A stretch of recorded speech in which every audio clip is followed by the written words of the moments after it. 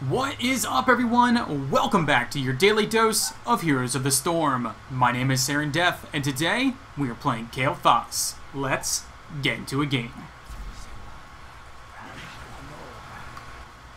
Alright, today we find ourselves back on the Sky Temple. My team, Muradin, Tychus, Murky, Karazim, Kael'thas versus Murky, Vala, Johanna, Tyrande, and Murky. Look good, have fun. It's funny. Alright, so for our first talent, we are taking Mana Addict. Whenever we grab one of those regen globes, we're going to get 15 permanent mana. This is going to work very well with a talent we're going to take later on. Defensive talent later on. Okay, so if you're not into that, you can always go with Fel Infusion. Whenever you pop your Verdant Spheres, you're going to heal a little bit. Alright. So, it looks like we're just going to let them have the vision. That's fine. No big deal. Best not to die over it. Best not to die over it. So our abilities really quick, we're going to go over our trait first. It's called Verdant Spheres. It's 6-second activatable. Whenever we activate this, our next basic ability is going to be enhanced. And we'll go over those as we go over the abilities. One thing to note is the cooldown will not start until you cast that empowered ability. Oh, and I'm starting strong with the misses.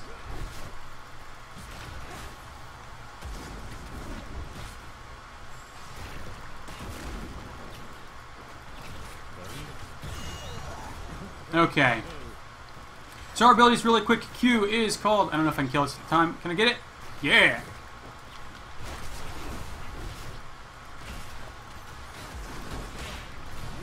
Oh, wow.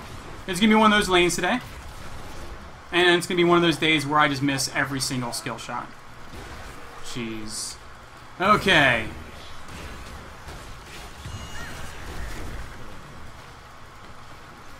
Very aggressive top lane so far. We're just going to get this orb. There we go. Okay, temples are spawning up. There's the Johanna. There's the Murky. He's going to try and be sneaky coming in.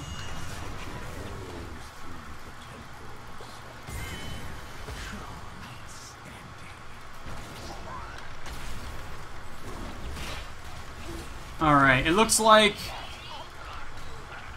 I'm not going to be going up there. There are far too many of them, and I will definitely die. I will definitely die. I'm going to help Karazim here.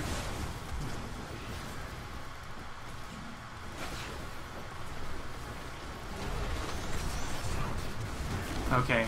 I will go over my abilities, I promise you that. Okay, at this talent here, we are taking Nether Wind. This is going to increase the range and speed of our Gravity Lap, which is going to be our E. Alright, we got this one. We're going to go ahead and rotate top now. They know we're coming. They know this is happening.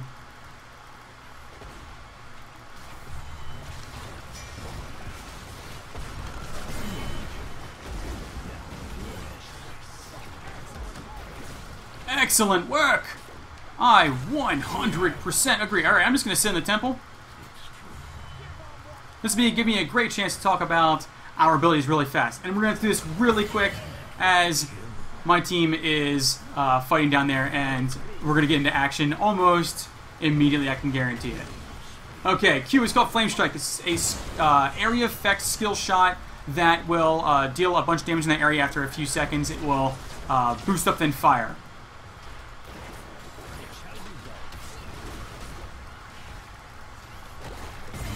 Okay, whenever we use our Verdant Spheres on it, it's going to increase the range, and it's going to increase the area effect range of it, and it's going to increase its damage by a little bit. So the radius of the explosion plus its damage.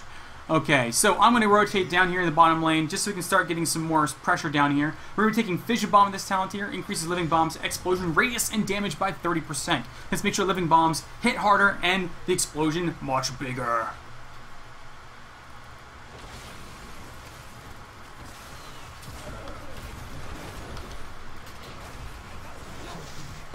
Okay.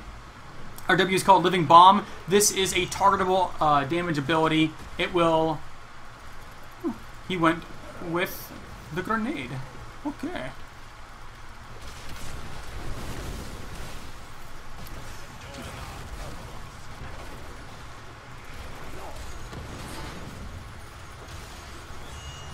Grab the regen globe. I want it.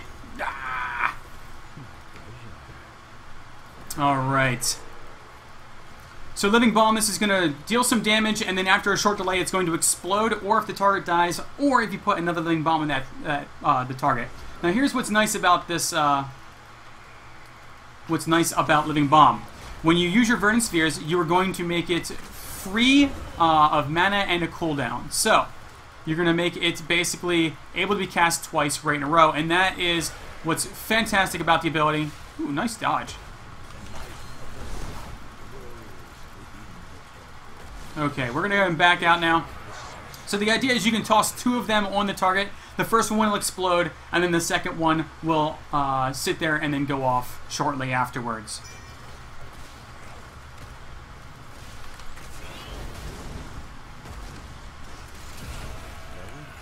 Alright, waiting for our team to get down here. Pretty smart. We are... I'm on the Vala right now.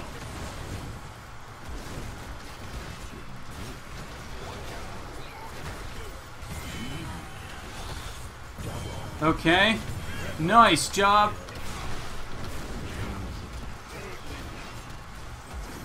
Wow, that was really, really good, team. Really good. Whew. That Karazim. Alright, this time here we are taking Phoenix. Phoenix is a very nice area effect ability. It does some splash damage, so I'll choose a target, attack that target, then do splash damage on anything nearby. What I really like about it is 40-second cooldown. 40-second cooldown. It's not going to do a ton of damage, it's not going to be a ton of burst, but it's going to be this very nice, steady, sustained damage, and that's very, very great. I love it. 40 seconds is... We should totally take this. 40 seconds is... It's pretty much going to always be up when you need it. Okay, so I still haven't talked about our E yet. Our E is called Gravity Lapse. This ability is a skill shot CC that is going to... Oh no, I don't want to show myself. I think I showed myself. Darn.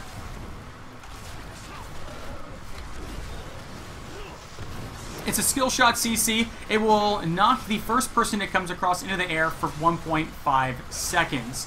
So really, really good, solid CC. But the problem with it is, if a minion gets in the way, or a summoned creature, or a mercenary gets in the way, you've now popped them up instead, and it is a skill shot. So it's got double issues going on for it.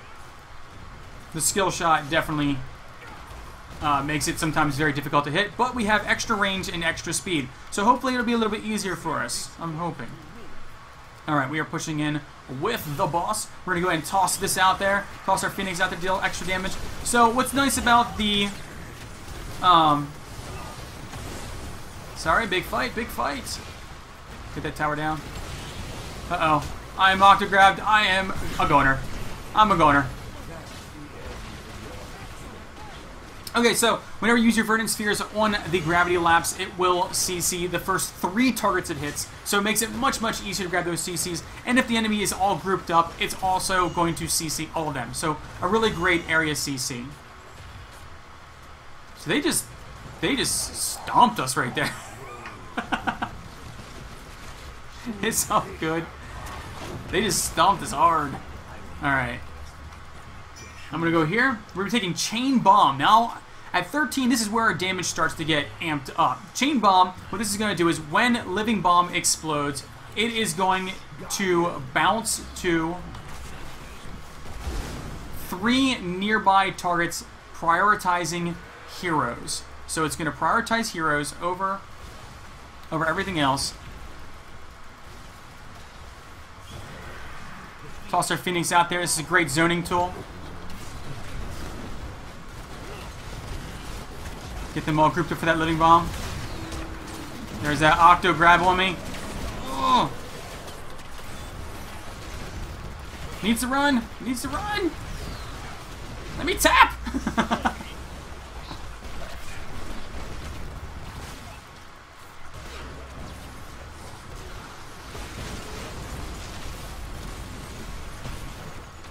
Okay.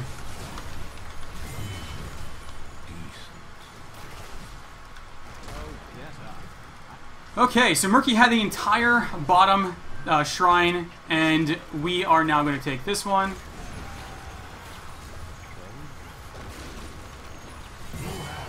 Alright. Whew, that was close. Man. Okay, so like I said, Living Bomb, this is going to allow you to hit up to 3 additional targets with your with your first bomb. This is going to be a lot of area effect damage, because remember, this thing does more damage, and its blast radius is much larger. And what's nice about this, too, is it gives you a really easy-to-use wave clear. Okay. So you'll see that Living Bomb will chain to multiple enemies.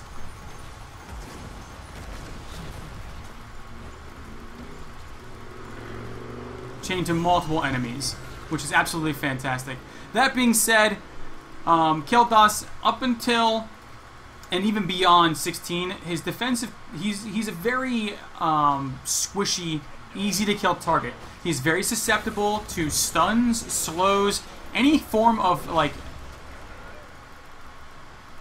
Well, that was unfortunate. I think she's gonna get away.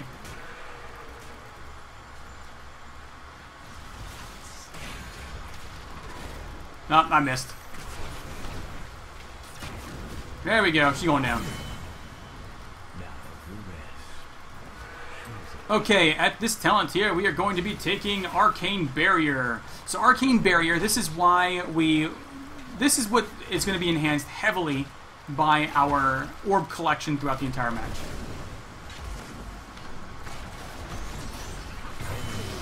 Okay, we're going to toss the Phoenix back there. We're going to pop that Arcane Barrier. So what this does is...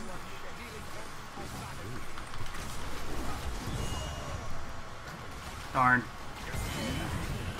Oh, I'm slowed. Alright. So Arcane Barrier, what this does is 200% of your maximum mana turned into a shield on a 45-second cooldown. I believe it lasts 6 seconds, too. So it's not even like it doesn't last that long. This thing lasts a pretty long time. Alright, that's a good idea. Get the temple, or get the camp, and then get the temple. Murky's egg is gone. His egg is gone. So, Arcane Barrier, as long as you've been collecting the orbs, we've gotten 17 so far this match. You're going to get a pretty nice shield. So it's 200% of our maximum mana, which is 915. So, very, very nice. Very, very nice shield. Fantastic defensive. We're going to CC this guy.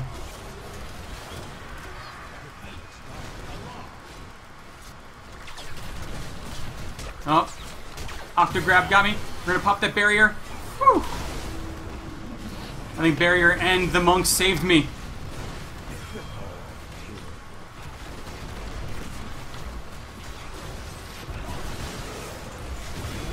Alright.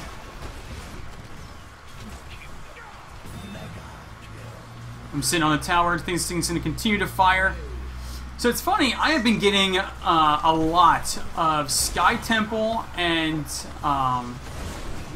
Infernal Shrines this map rotation. It seems like these are the only two that I keep getting.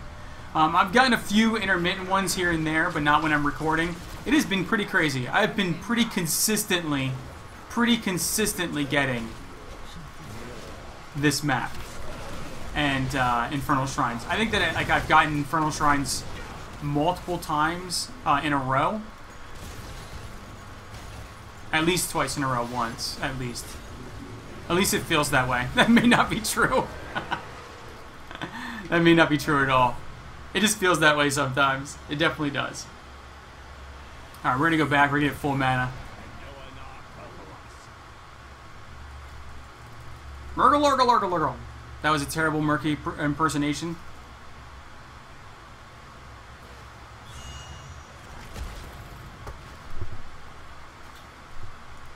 Alright, looks like we are going to be going to the top lane here to fight. Kael'thas is for fight. So at 20, we are going to get our only real escape. Do not want to stay in that. That's going to hurt.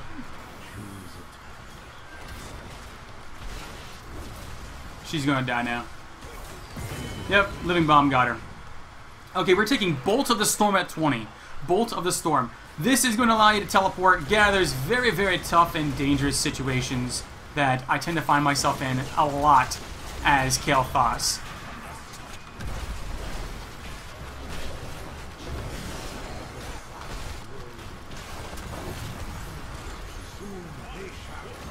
Alright, I'm just staying in the back line here. Oh, only got one of them with that. Try to enhance that. Alright, Living Bomb's going to spread. Fantastic. Living Bomb spread. Nice Octo grab. Allowed us to get the kill off there. Ouch. Okay, temples are up. We can just grab temples and win. Let my team know which one I'm going to. One temple will win this for us, I believe. This is all we need.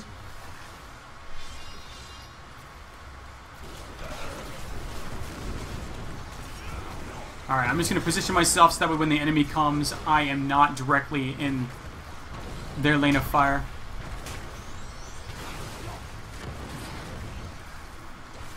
Alright, Murky is trying to stall it out. I'm just going to stay on the point then. They'll chase him off.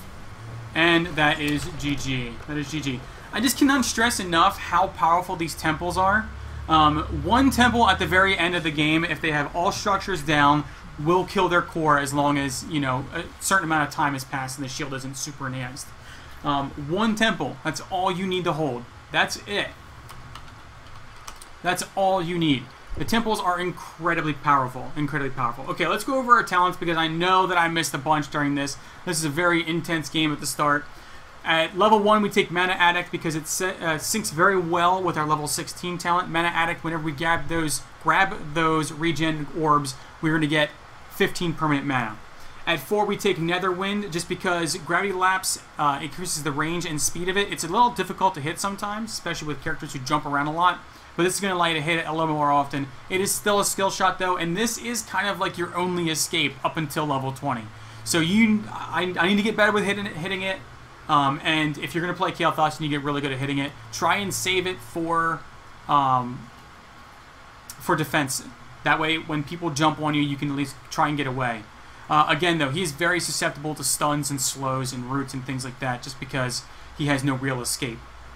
7, we take Fission Bomb, because this syncs very well with our 13 talent, Chain Bomb. So Fission Bomb, this just increases the radius and explosion damage of our Living Bomb. Chain Bomb, it's going to bounce to 3 closest enemies not already affected by Living Bomb. And it will prefer heroes. So enemies who are grouped up are going to take a bunch of damage from this.